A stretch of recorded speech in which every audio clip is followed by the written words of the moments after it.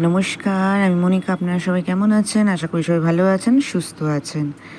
আজকে আপনার 23 তারিখ। আজকে তো কলকাতায় সরস্বতী পুজোর একদম অন্যরকমই একটা মহল।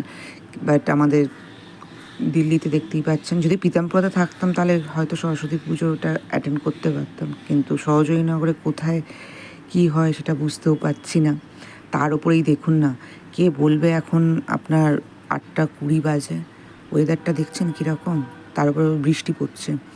এই এত ঠান্ডার মধ্যে, মানে আপনার ডিসেম্বর থেকে এই যে এখন জানুয়ারি, বৃষ্টি হয়নি। ঠান্ডাতে এখানে বৃষ্টি হয়, এই আজকের বৃষ্টি হচ্ছে। সবাই ভেবেছিল মকর সংক্রান্তিতে বৃষ্টি হবে, কিন্তু সেদিনকে হয়নি, আজকের হলো।